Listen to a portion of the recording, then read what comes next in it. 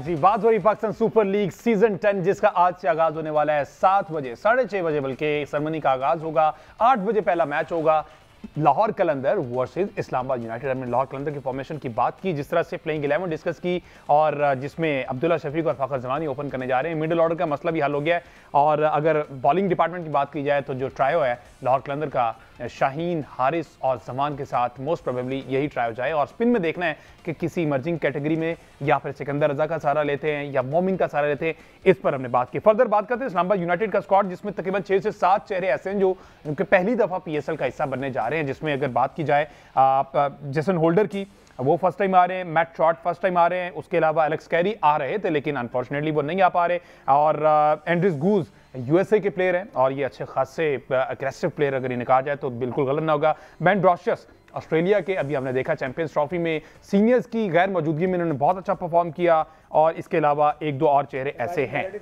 हाँ, और ये बहुत ज्यादातर ऑस्ट्रेलियन पर रिलाय कर रही है। तो अच्छा सलमान भाई, पुराने प्लेयर्स हैं जी, लाहौर कलंदर के पास वही चेहरे हैं, इस्लामाबाद यूनाइटेड के पास कुछ नए चेहरे हैं। ये एज किसको हासिल होता है, पुरानों के साथ चलना या फिर नए टैलेंट को ट्राई करना, नए चेहरों को ट्राई करना?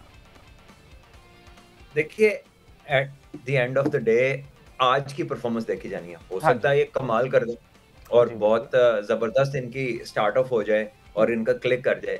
दूसरी तरफ ये है कि जो पुराने प्लेयर्स हैं, जाहिर है वो एक टीम बॉन्डिंग हुई होती है।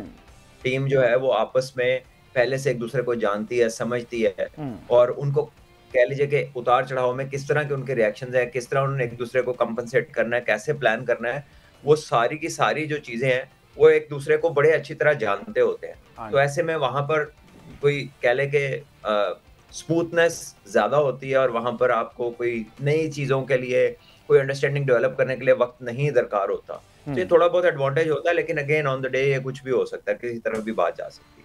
बिल्कुल इसी तरह किसी तरफ बात जा सकती है। अगर इनके जो नए चेहरे आए हैं सामने, इनका अगर बता दें आप हमें, कौन सा फास्ट बॉलर किस तरह से ट्रैक रिकॉर्ड कर रहा है, लीग क्रिकेट कितनी खेले हैं सही साहब? देखें, आपने जो 5-6 नाम लिए, इनमें से अगर हम देखें तो जेसन होल्डर इनमें सबसे ज़्यादा एक्सपीरियंस रखते हैं। 273 T20 मैच अब तक खेल चुके हैं। 2400 से ज़ायद इनके रन हैं और 130 का इनका स्ट्राइक रेट है T20 क्रिकेट में। उसके अलावा मैट शॉर्ट और ये जो बेन ब्रॉशियस और मैरेडिथ, ये तीनों ऑस्ट्रेलिया से ताल्लुक़ रखते हैं। और जाहिर है कि वहाँ पर जिस तरह से एलेक्स कैरी की आपने बात की है, अगर उनकी डोमेस्टिक की मसरूफियात तो इनकी भी हो सकती है डोमेस्टिक की मसरूफियात, लेकिन जाहिर है कि उन्होंने जो है वो ऑप्ट किया है इसको खेलना। तो इसमें जेसन होल्डर एक ऐसा नाम है कि जिसका यानी एक्साइटमेंट के अगर हम एतबार से बात करें तो वो एक्साइटमेंट के एतबार से सबसे बड़ा नाम है इस टीम के अंदर, जेसन होल्डर। आपने इस्लामाबाद यूनाइटेड की बात की है तो मैं यहाँ पर अगर एक अपने पाकिस्तानी प्लेयर के बारे में अगर मैं एक सवाल यहाँ पर ले लूँ, मैं ख़ास तौर पर बात करना चाहता हूँ हैदर अली के बारे में, जिनके ऊपर ज़ाहिर है कि पिछला जो टूर्नामेंट था उसमें उन्हें बहुत इंप्रूव परफॉर्मेंस का मुजाहरा किया। लेकिन हैदर अली हमें एक ऐसी केस स्टडी लगते हैं कि जिसमें हमें नज़र आता है कि पाकिस्तान क्रिकेट प्लेयर्स को किस तरह से हैंडल करती है। तो पिछले जो 4-5 इवेंट्स हैं PSL के, उनमें बहुत ज़्यादा इम्पैक्ट क्रिएट नहीं कर पाए। 2020 के जो इवेंट था उसमें उन्होंने इम्पैक्ट क्रिएट किया, उसके बाद 2024 का इवेंट है, दरमियान के 2-3 साल में। तो अब PCB जो है वो इस तरह से प्लेयर्स को की जो मिस हैंडलिंग है, या इस कौन सी ऐसी वजूहात हैं जिनकी वजह से हैदर अली जो है वो हमें मेन सर्किट के अंदर नज़र नहीं आते हैं? वजूहात क्या है सलमान भाई, ये कुछ आपको आइडिया है कि ये मेन सर्किट में क्यों नहीं नजर आते?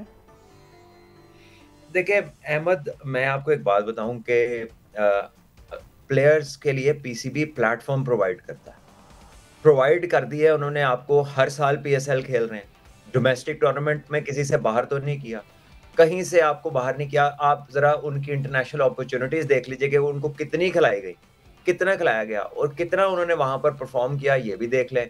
फिर जब वो वहां पर नहीं कर सके, वन स्टेप डाउन आए, तो शाइन्स के साथ उन्होंने कितने टूर किए हैं। इमर्जिंग एशिया कप में तो मैं खुद कमेंट्री कर रहा था, वहां पे मैंने उन्हें देखा। फिर पाकिस्तान कप जो नई एडिशंस आई हैं, आपका जो टॉप लेवल का चैंपियंस कप है, सॉरी, उसके अंदर आपने देखा उनकी परफॉर्मेंसेस भी आई, लेकिन उन्हें हर जगह अपॉर्चुनिटी दी गई। तो देखिए क्रिकेट बोर्ड जो है ना, ये अपॉर्चुनिटीज प्रोवाइड करते हैं। अब किसी की जगह स्कोर तो उन्होंने नहीं करना, हाँ एक डेवलपमेंट मैकेनिज्म होता है। तो आप जिस टीम के साथ है वहां पे कोचेस लगे हुए हैं, आप जिस सेटअप के साथ है उनका सपोर्ट स्टाफ है, और वो सब के सब आपको कह लीजिए कि आपको गाइडिंग फोर्स के तौर पे आपके साथ होते हैं। उन्हीं के साथ कुछ प्लेयर अच्छा कर रहे होते हैं, कुछ कंसिस्टेंटली अप एंड डाउन हो रहे होते हैं। तो देखिए कहीं ना कहीं प्लेयर ने ये भी रियलाइज करना है कि वो खुद से क्या करता है। हर वक्त हर चीज का खुमियाजा ये नहीं है कि हम वो फॉरेन ऑर्गेनाइजेशन को कह दें कि जी तुसी की किताब ना, बिकॉज आपके पास पीएसएल के, आप जरा मुझे बताएं कितने सीजन उन्होंने खेले हैं? छठा सीजन है उनका पीएसएल का। तो अब अंदाजा लगाएं कि 6 साल, और इसमें कोई मैच ऐसा नहीं है जिसमें वो बाहर बैठे हो और पूरे फिट हो। बिल्कुल ऐसी। तो और क्या प्लेटफॉर्म होता है? यानी फ्रेंचाइज की अगर बात करेंगे तो उन्होंने दिल खोल के उन्हें मौके दिए। अगर आप क्रिकेट बोर्ड की बात करेंगे, उन्होंने ड्राफ्ट में डाला, उनकी कैटेगरियां ऊपर की हैं। जाहिर है शुरू में आए थे तो शायद वो सिल्वर या इमर्जिंग में थे, वो प्लैटिनम तक भी गए हैं। तो मतलब और एक प्लेयर के लिए इंकरेजमेंट क्या होती है? तो मेरा ख्याल है कि कोई ना कोई ऐसा फेज जरूर आता है जब एक यंगस्टर ग्रो कर रहा होता है मैच्योरिटी की तरफ। जो अभी मैंने रिसेंटली उनको देखा चैंपियंस कप के अंदर, उन्होंने अच्छी बारियां ली हैं। सो मैं उम्मीद करता हूं कि वो जरा मेंटली अब मैच्योर हो गए, उन्हें पता है कि इनिंग्स को कैसे बनाना है, कैसे लेके चलना है, जो मैंने उन टूर्नामेंट्स में देखा। लेकिन अगेन ये वो प्लेटफॉर्म है जहाँ पे उनकी वो वाली परफॉर्मेंस ज्यादा मैटर करेगी, ज्यादा तवज्जो अपनी तरफ लोगों की जो है ना और सिलेक्टर्स की अपनी तरफ कर लेगी। तो मैदान है और मैदान में के खिलाड़ी जो है उनके मौके आगे तैयार हैं, देखते हैं क्या वो क्या करते हैं।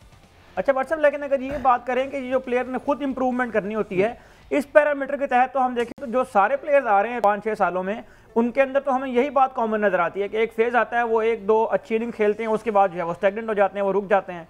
तो हमारा जो क्रिकेटिंग कल्चर है उसको तो बहरहाल डेवलप करने में कहीं ना कहीं पीसीबी को रोल प्ले करना चाहिए ना। देखिए क्रिकेटिंग कल्चर नहीं, आपकी डोमेस्टिक क्रिकेट का जो ढांचा है, जो सीक्वेंशियल उसकी फ्लो है, वो कैसी होगी, प्लेयर कहाँ से निकल के कहाँ जाएगा, ग्रास रूट्स में प्लेयर की टेक्निकल डेवलपमेंट कितनी हो रही है, प्लेयर की अवेयरनेस ऊपर तक पहुंचने तक क्यों ऐसी है कि लगता है कि यार इसको तो ये चीज पता होनी चाहिए थी, इसको क्यों नहीं पता। तो वो चीजें, आपका जो मैकेनिज्म है जो प्लेयर को छोटे से बड़ा कर रहा है, वहां पर काम होने वाला, जिसको हम ग्रास रूट्स के नाम से कई बार अपने इस प्रोग्राम में स्पोर्ट्स ट्रिक्स में जिस पे बात कर चुके हैं। तो अब कह लीजिए कि वो वाली जगह अगर एड्रेस हो और वहां से प्लेयर जब गुजर के आए, जैसे किसी बड़े स्कूल में अंदर जब आप ग्रेजुएट करते हैं तो आपको आपकी बेसिक फाउंडेशन जो है एजुकेशन की बड़ी स्ट्रांग हो जाती है। सो आई थिंक कि वो जो फाउंडेशन जहां पर ले हो रही है, हमें वहां पे एम्फसाइज करने की जरूरत है। अच्छा सलमान भी, ये रोमान रईस का नाम अचानक सामने आया तो मैं देख रहा हूँ कि रोमान रईस का कोई रोल क्या है इस्लामाबाद यूनाइटेड में। इन्होंने 8वां सीजन एज कोच खेला, 9वां फिर मतलब एज प्लेयर खेला, अब 10वां फिर इन प्लेयर के लिए ही इनको सिलेक्ट किया गया है। तो अगर इन्हीं लोगों को दोबारा मौका दिया जाएगा, क्योंकि अभी सरफराज ने भी कल कहा है कि जनाब अगर जहां पे जगह बनी तो हो सकता है कि मैं भी खेलूं अगर मुझे मौका दिया जाए, तो फिर हमारा मेन मोटिव तो कुछ और है। तो फिर अगर ऐसे ही दोबारा वापस आएंगे तो फिर यंग टैलेंट को तो मौका ना मिला। देखिए ये जो हमारा मेन मोटिव है वो तो हमारा आपका हो सकता है, क्रिकेट बोर्ड का हो सकता है, लेकिन जब पीएसएल शुरू हो जाए तो फिर जो मोटिव होता है ना वो फ्रेंचाइजेस का होता है। अच्छा, वो उनकी मर्जी है कि उन्होंने किसको खिलाना है और किसको नहीं खिलाना।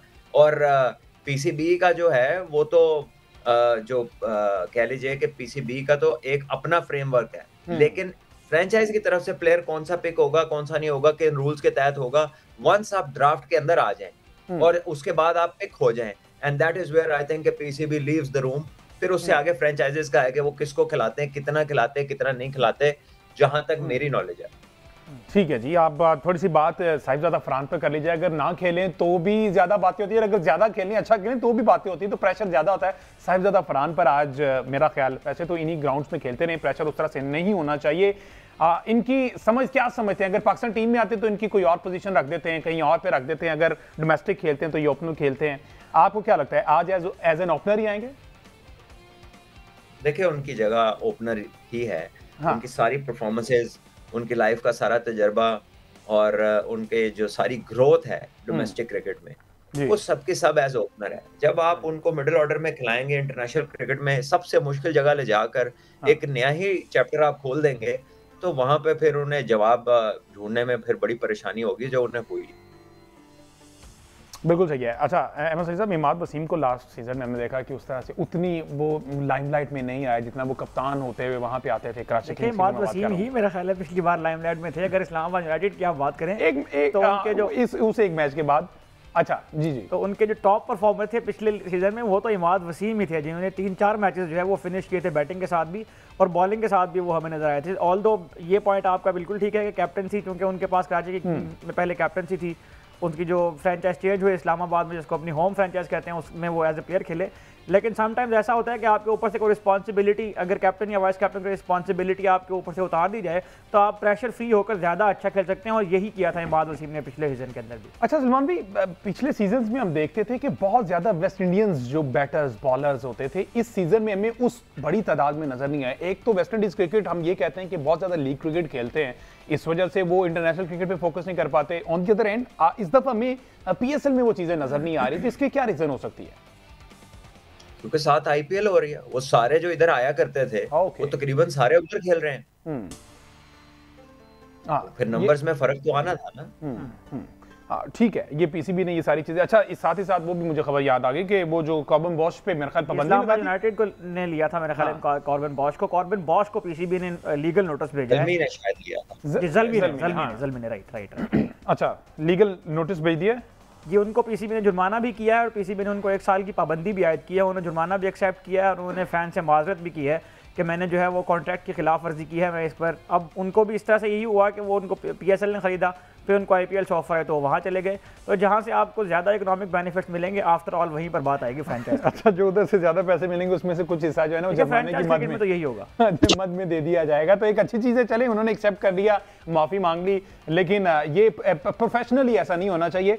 लीग क्रिकेट की बात कीजिए तो फिर मेरे ख्याल ज़्यादा प्रेफर पैसे को सलमान भी किया जाता है।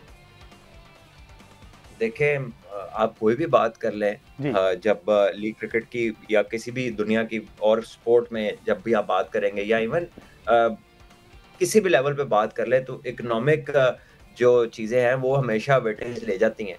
आप कहीं पर भी देख लीजिए, चाहे आप किसी के साथ ज्यादती की बात कर रहे होंगे, यार बड़ा गलत हो रहा है, लेकिन बात किसकी मानी जाती है? जिसका फाइनेंशियल बैकअप ज्यादा होता है। सही गलत तो अब लगता है यही रह गया।